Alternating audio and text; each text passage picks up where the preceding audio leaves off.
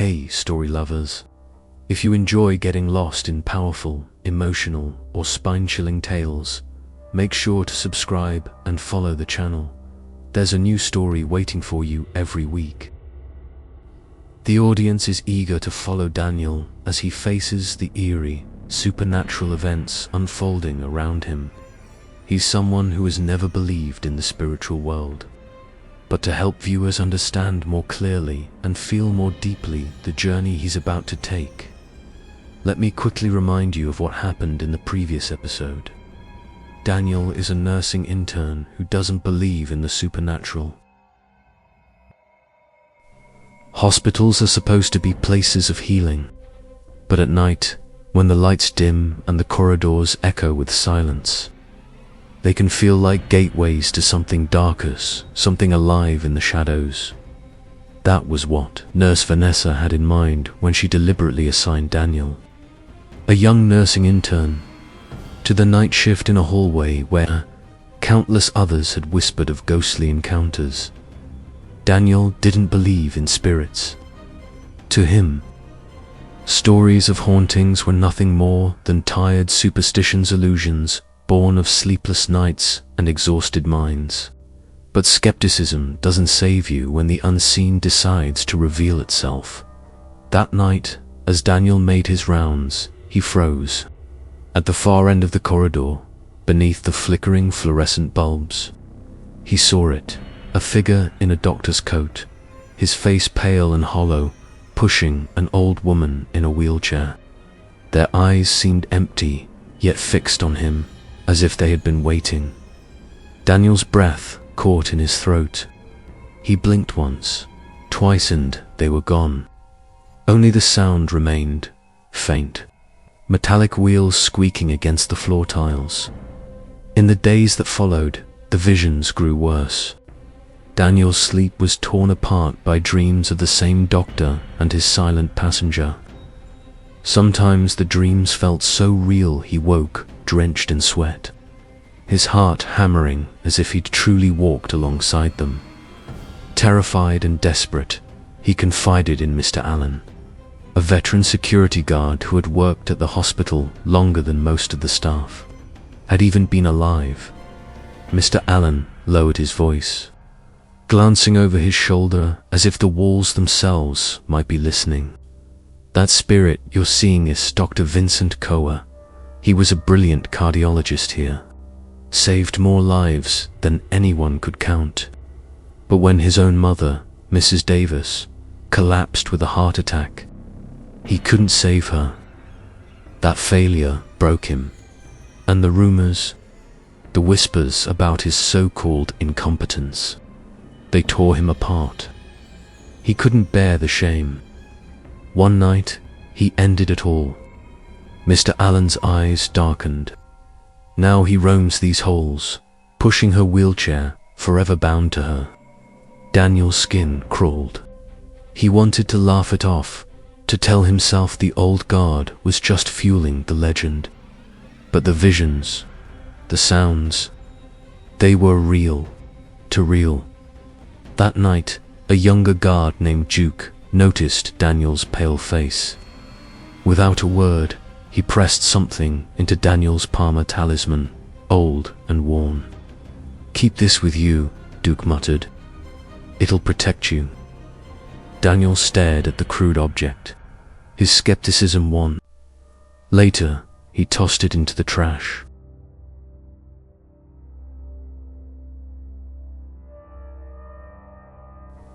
Hours later, unable to shake the dread, Daniel confided in his older sister, Samantha, who was visiting the hospital. She listened quietly, then spoke in a voice calm but heavy. "Maybe you're wrong about the ghost. Maybe he's not here to scare you. Maybe he's here because he needs help. Did you think about that?" Daniel's eyes darted up, but the words froze in his throat. The seat beside him was empty. Samantha was gone. A chill shot through his body. His phone slipped in his sweaty hand as he dialed her number. When she picked up, he shouted into the receiver, "Help me, please. I saw it again. I can't do this, Sam. I can't. Her heart raced as she heard the desperation in his voice. She ran through the empty hospital, the halls stretching endlessly, under the dim lights, until she burst into the janitor's room. Helen, she pleaded to the woman inside, please. My brother needs help. He's being haunted. Helen, the old janitor, shook her head. Her expression hardened. No, he never believed. He mocked me when I tried to warn him before. Let him suffer the consequences. Samantha's eyes burned with frustration, but she said nothing. Then she found him trembling in the haunted corridor. Without hesitation, she pressed the bracelet into his hand. Daniel, put it on now. But before he could, Samantha's breath faltered. She clutched her chest, gasping, her face draining of color. Daniel, something's wrong. Her body convulsed, then went limp. Sam, stay with me, Daniel cried, cradling her in his arms, panic tearing through him. When dawn finally broke, Samantha awoke in her hospital bed, weak, her head pounding, but alive. Daniel sat beside her, his eyes bloodshot, his voice unsteady yet firm. We can't ignore this anymore. We need to talk to Helen. That morning, they cornered Helen again. She was preparing her cart for the day when Daniel blurted out, please. I've seen him. I've seen Dr. Koa. You have to help us. Helen froze. The mop slipped from her hands, clattering onto the tile. Her face went pale. She whispered, voice trembling, how do you know that name? How do you know? Daniel's voice cracked. Because he appeared to me. In the corridor, at night. Helen's eyes darted around. Without another word, she pulled them into her room and shut the door tight. Tears welled in her eyes as she confessed the secret she had buried for years. Because Dr. Vincent Koa was my husband.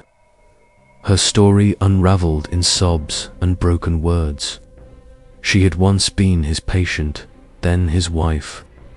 But from the very beginning, his mother, Mrs. Davis, despised her. She called her unworthy, poor, a disgrace. She forbade her from visiting him at work. Helen was trapped in her own home, stripped of dignity, isolated from her family, forbidden even during holidays. When he died, Helen whispered, her hands trembling, I vanished. Nobody knew where I went. But I was cursed. My life, it became nothing but pain and accidents. Look at scars all over my body. I should have died 100 times. But I lived, always suffering. The morning after Samantha's collapse, the hospital buzzed with its ordinary rhythm. Carts rolled past, monitors beeped, voices rose and fell in tired exchanges. Yet for Daniel, every sound carried a strange weight, as though the walls themselves were whispering. Helen had confessed the truth. She had been Dr. Vincent Koa's wife, shackled by a past filled with debt, shame, and a cruel. She had admitted that ever since his death, she had been cursed by accidents and endless suffering. But her grief alone could not ease the unrest. There's only one person who can help now, Helen said, her voice low, Monk Gabriel. He knows how to chant the words that spirits will hear. Daniel and Samantha exchanged a glance. The thought of bringing a monk into a hospital seemed absurd. But Helen's conviction was steady. It cannot be public. The patients must not panic. He must enter as a visitor, disguised. That night, the hospital fell into uneasy silence. The day shift left in weary clusters, while the night shift moved like shadows through the halls. Nurse Vanessa gave Daniel a quick look as he passed. A flicker of sympathy, maybe worry, but she didn't ask questions. Monk Gabriel arrived just after sunset. He wore a plain jacket and carried nothing but a small satchel. If you passed him in the lobby, you would think he was just another relative coming to sit at a bedside. His presence was calm, but beneath it, there was gravity, like a man walking into a storm he already knew by name. Daniel led him to the old storage room, once Dr. Koa's office. The space smelled faintly of dust and disinfectant, forgotten yet alive with echoes. On a small table, Helen had laid out a humble offering: a bowl of water, a dish of rice, 3 candles, and a framed photo of Dr. Koa she had hidden for years. Gabriel bowed his head. Then, with measured breath, he began to chant. At first, the sound was soft, so soft it could have been mistaken for the hum of air vents. But within the room, it carried weight. The words, ancient and deliberate, seemed to burrow into the walls and floor. Daniel felt it almost immediately, a prickling on his arms, the back of his neck, his scalp.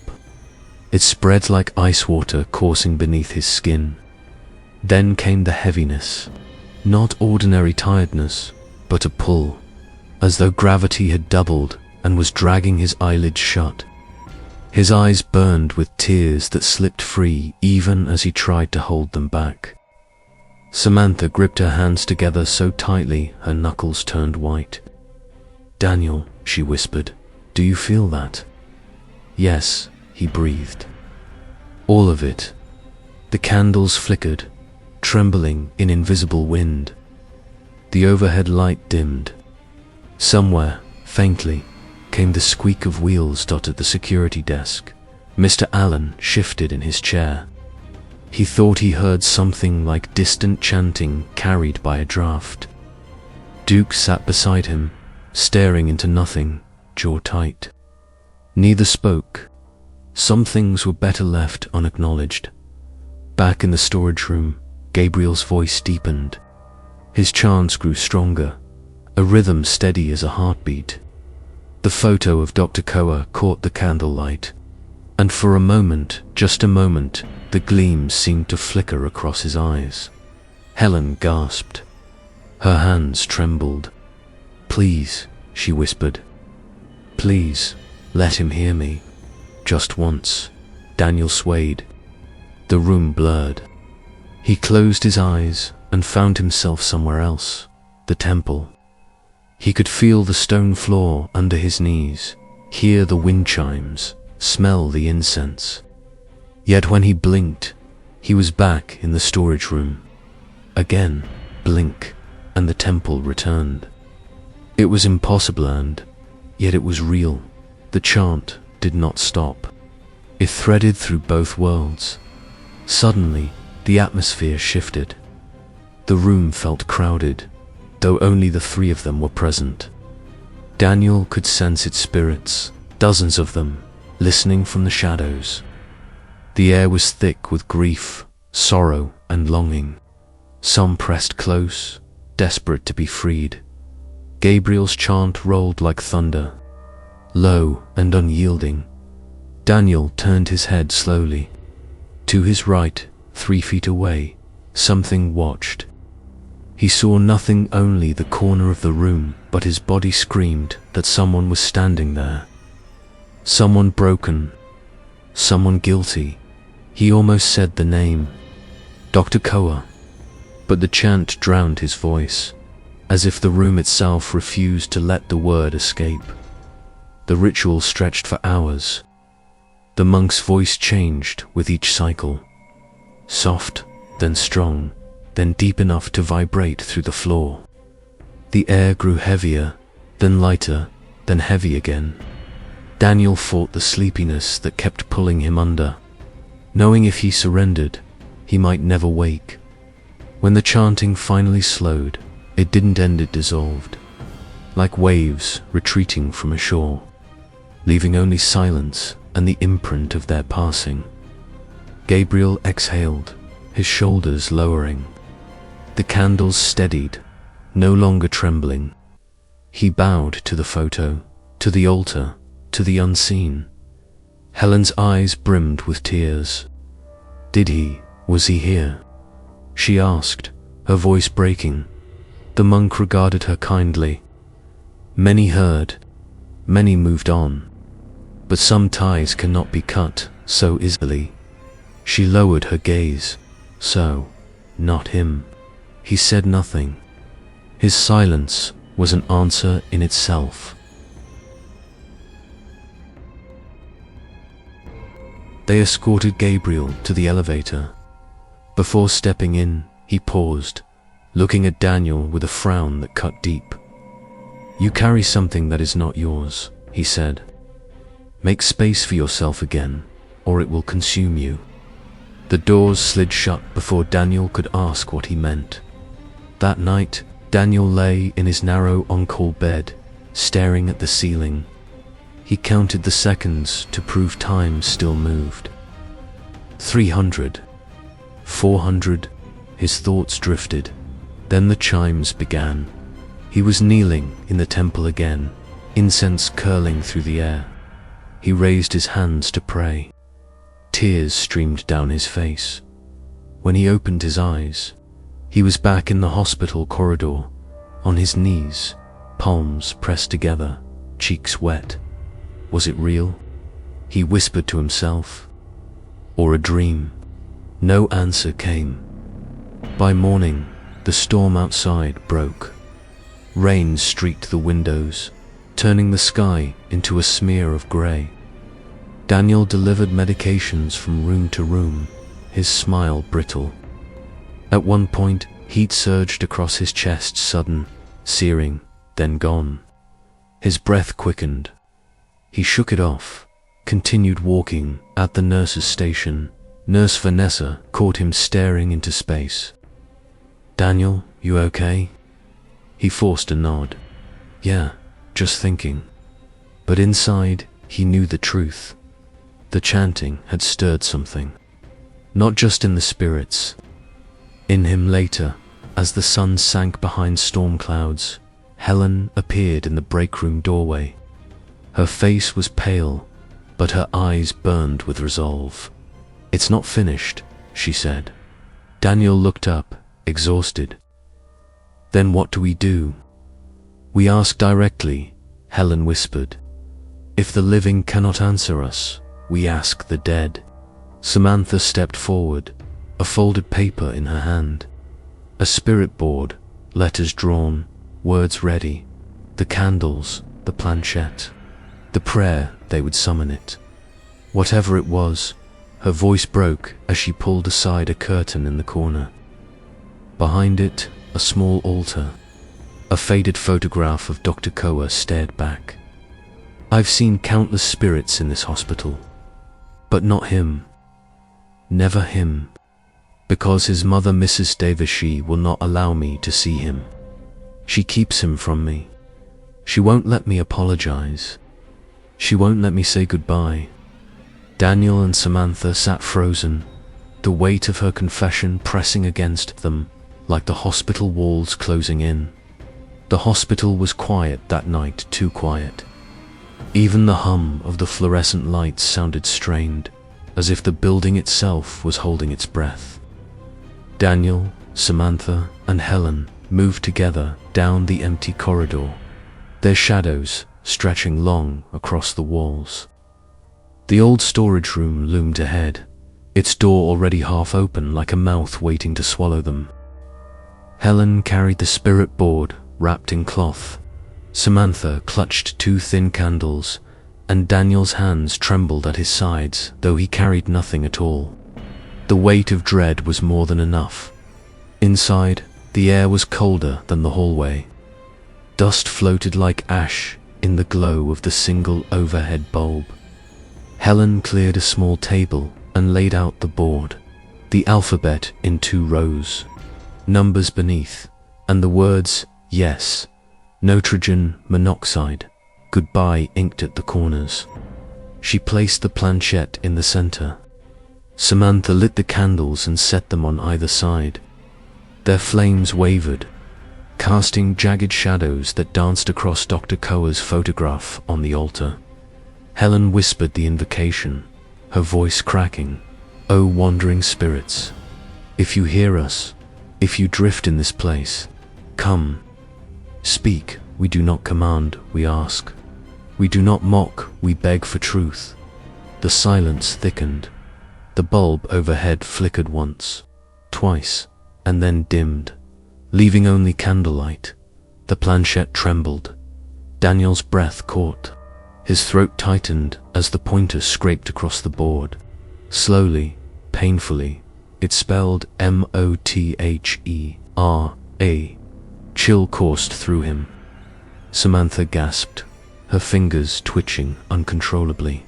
Her body stiffened, then convulsed violently. When her head lifted, her eyes were glassy, unfocused. And when she spoke, her voice was not her own. You, it thundered, low and guttural. You ruined my son. You destroyed him. Helen's face drained of color. She staggered back, pressing herself against the wall. No, no, please. Samantha's body jerked, her voice now a piercing shriek. You bled him dry. You and your cursed family, leeches feeding on his love and labor. Gambling, debts, Lisu drained him until there was nothing left. Helen dropped to her knees, sobbing. I didn't want it. I was forced. My family made me. I had no choice. Liar, the spirit roared through Samantha's lips, her voice layered and inhuman. When his hands shook, when his career faltered, when the world turned against him, you abandoned him. You left him in despair.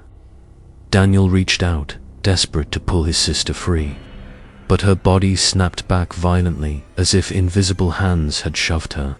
Her spine arched, her mouth stretched open, and an eerie laugh echoed from deep inside her chest. Helen crawled forward, her palms pressed together. Please, Mrs. Davis, forgive me. I was young, I was weak. I should have fought them, I should have stood by him. The spirit's laugh twisted into a snarl. You were his last hope, and you crushed it. You shoved him into death. The truth poured out like poison. Helen had married Vincent not only for love, but because her family demanded it. They were drowning in gambling debts, and they saw in him salvation. Vincent, blinded by affection, paid their debts, gave and gave, until his hands bled from endless hours of work. But the debts never stopped. The demands never ended. And when his career faltered, when whispers of incompetence poisoned his name, Helen's family demanded she abandon him, divorce him, secure half his assets before he fell completely. Vincent's despair was complete. Betrayed by the world, betrayed by the woman he trusted most, his will crumbled. And then he ended it. Helen screamed into the dark. I loved him. I swear I did. But I was too weak, too cowardly. Please let me see him just once. Let me beg forgiveness. Samantha's head tilted, her lips curling into a cruel sneer not her own. The voice that answered was colder than ice. You will never see him. Never. I will bar him from you for eternity. You will live in torment until your last breath. That is my curse. The candles flared, their flames stretching unnaturally tall. The board rattled. The air howled, though no window was open. Samantha convulsed one last time before collapsing into Daniel's arms, limp as a doll. Sam, Sam, stay with me. Daniel cried, shaking her, his chest tightening with panic. Her eyelids fluttered. A shallow breath escaped. She was alive. Barely. Helen crouched on the floor, her body rocking, her arms wrapped tight around herself. Her sobs filled the silence. So that's why he never came. Why I could never see him, though others did. She cursed me. She barred him from me. Daniel's voice was sharp, trembling with rage. You betrayed him. You forced him into despair. That's why your life's been nothing but suffering. That's why accidents follow you. It's your punishment. Helen nodded weakly, broken. Yes, I deserve it. Every scar, every accident, every night of tormenty deserve it. Her voice cracked.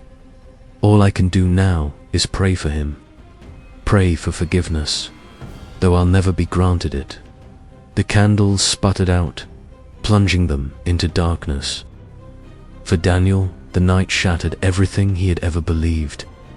Once a skeptic, now a man scarred by visions and voices he could no longer deny. He lit incense daily before the hospital's shrine, whispering prayers not for miracles, but for balance, for peace, for the strength to endure.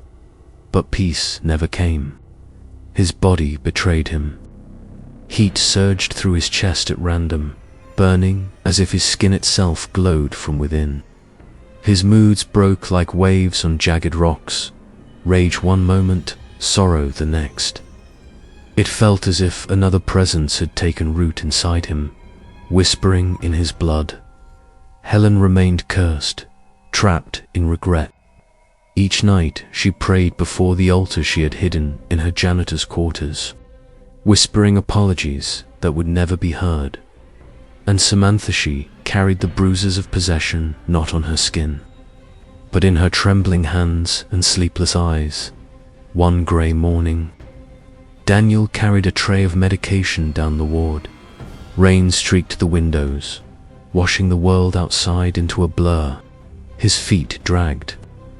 Every step echoed louder than it should have.